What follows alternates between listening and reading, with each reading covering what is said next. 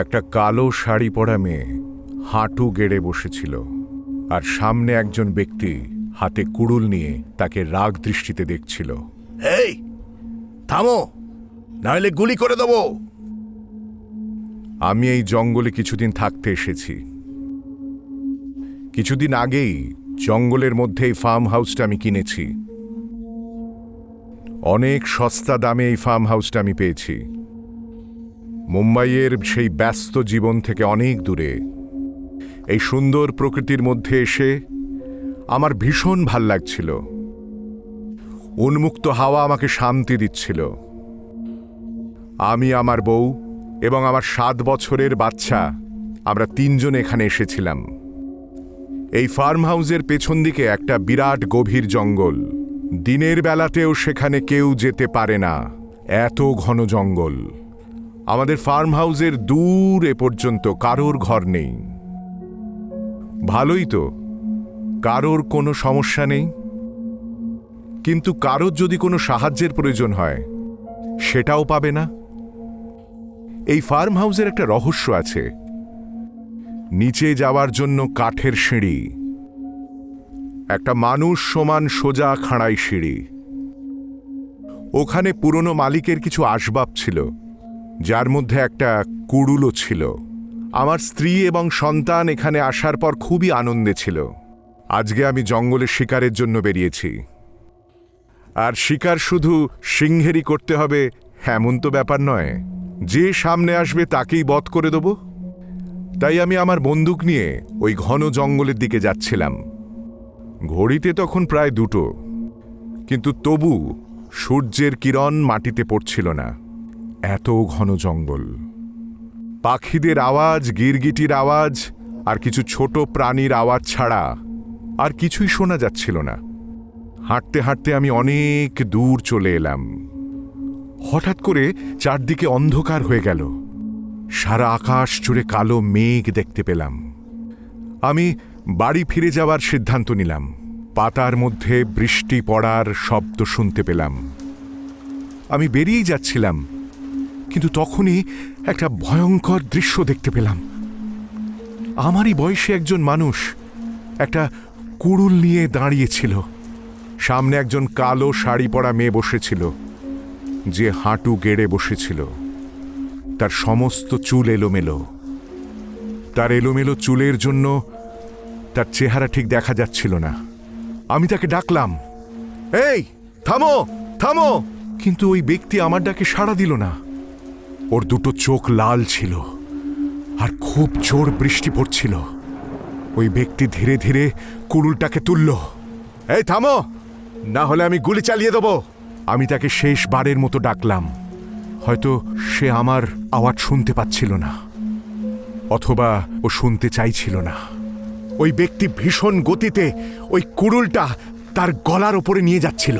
তারপর বাধ্য হয়ে আমি গুলি চালালাম, যা ওর বুকের ওপর গিয়ে লাগলো, আর সঙ্গে সঙ্গে পড়ে গেল।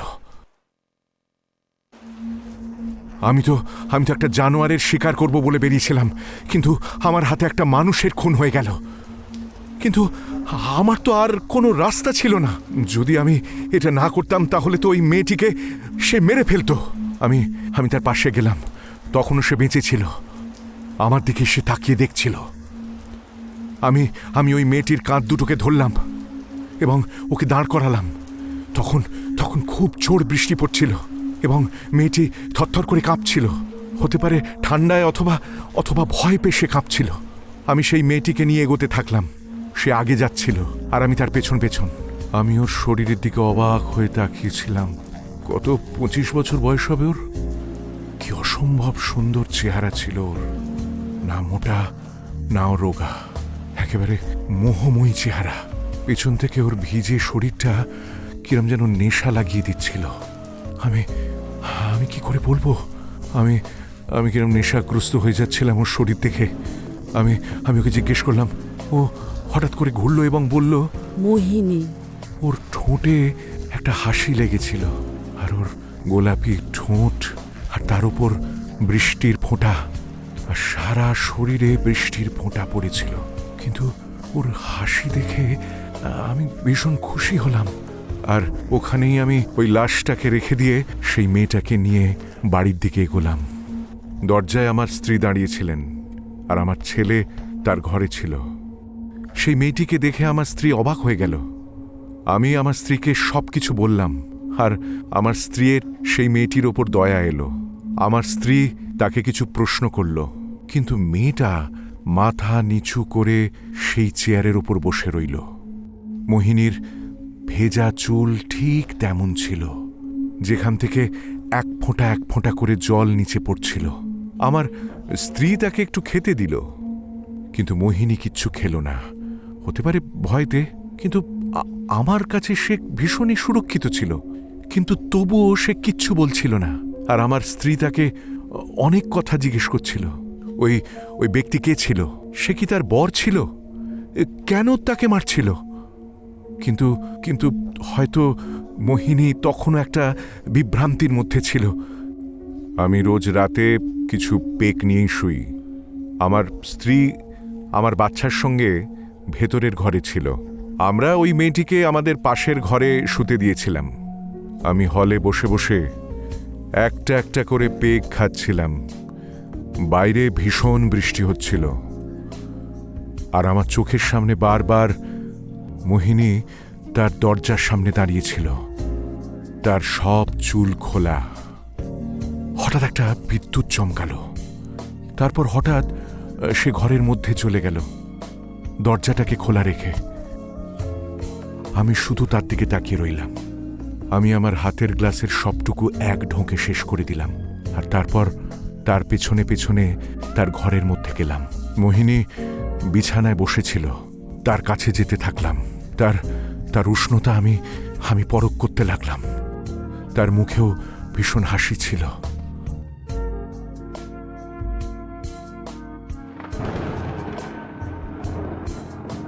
আমি দরজার দিকে তাকালাম, দেখলাম আমার বউ দাঁড়িয়ে রয়েছে।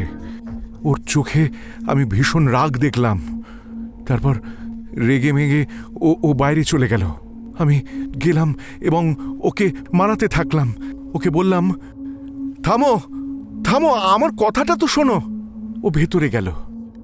তারপর হাতে ব্যাগ এবং একেবারে আধঘুমন্ত অবস্থায় আমার বাচ্চাকে নিয়ে ও গাড়িতে বসে বেরিয়ে গেল। বাইরে খুব বৃষ্টি হচ্ছিল।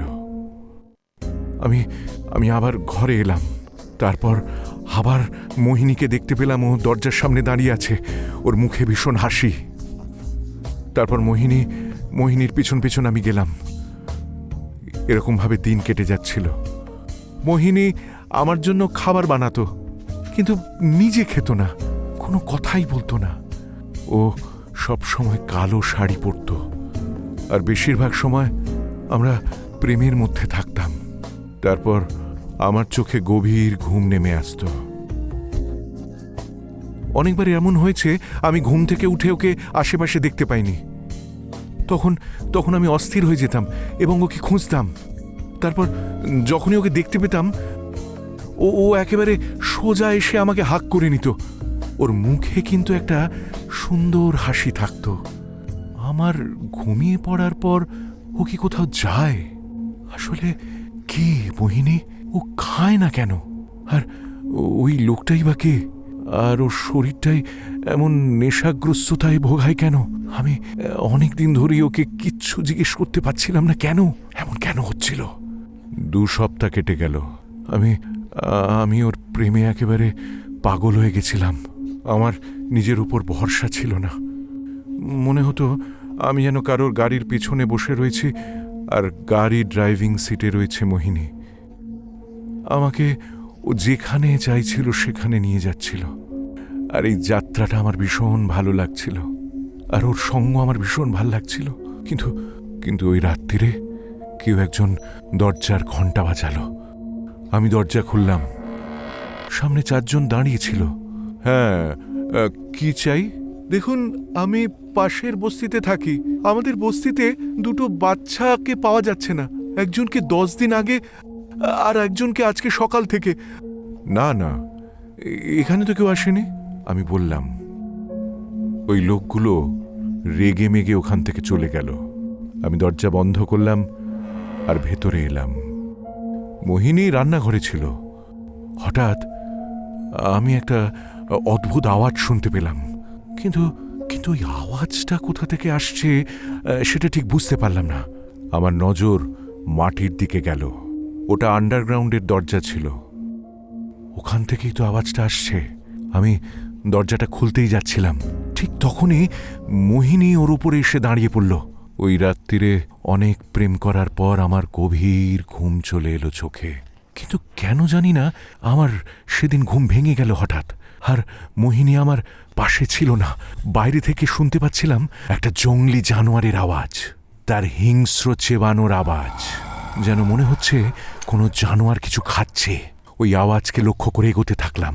হ্যাঁ, আওয়াজটা সেই মাটির নিচ থেকেই আসছিল, মাটির নিচ থেকে। আমার কিছুক্ষণ আগের ঘটনা মনে পড়ে গেল। আমি খুব তাড়াতাড়ি ওর দরজাটা খুললাম। দরজাটা খুলতেই সেখান থেকে একটা বাজে গন্ধ আমি নাকে পেলাম।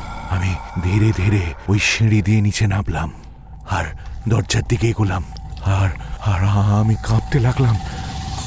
সামনেই মোহিনী বসেছিল, আর ওর কোলের সামনে 4-5 বছরের একটা বাচ্চা। ও আগে ওর গলা কেটে তাকে মেরে ফেলেছিল। ওর চারপাশে কঙ্কাল, হাড় গোড় পড়েছিল। সেই কঙ্কালগুলোর মধ্যে এখনো মাংস লেগে আছে। ও আমার দিকে তাকালো। ওর সারা শরীর রক্তে লেপালিপি, আর ওর দাঁতগুলো রক্ত আর মাংসতে লাল হয়ে রয়েছে। ওর মুখে কিন্তু হাসিটা লেগে রয়েছে। আমার মুখ থেকে একটা শব্দও বেরোচ্ছিল না। যখন আমার জ্ঞান এলো, তখন আমি আমার বিছানায় শুয়ে আছি, আর মোহিনী আমার পাশে শুয়ে রয়েছে। আচ্ছা, আমি যেটা রাত্রিরে দেখলাম সেটা কি স্বপ্ন ছিল না সত্যি? কিছুই বুঝতে পারছিলাম না। আমি ওর দিকে তাকালাম। ওকে ভীষণই সুন্দর দেখাচ্ছিল, কিন্তু হঠাৎ করে আমার ওর খুনি চেহারাটা মনে পড়ল। আমি ভয়তে দাঁড়িয়ে পড়লাম। কোনটা সত্যি কোনটা মিথ্যে কিচ্ছু বুঝতে পারছিলাম না। তারপর হঠাৎ আমার নজর ওই আন্ডারগ্রাউন্ডের দিকে গেল। আমি আবার নিচে যাওয়ার সিদ্ধান্ত নিলাম। দরজাটা খুললাম, আবার সেই গন্ধ। আমি একটা সিঁড়ি বেয়ে নিচে নামলাম। আমি যা রাত্রিরে দেখেছি তা যেন স্বপ্ন হয়। আমি প্রভুর কাছে প্রার্থনা করলাম, কিন্তু না, সেই হাড় কঙ্কালের স্তূপ আমি দেখতে পেলাম, যেখানে রক্ত মাংস লেগে আছে।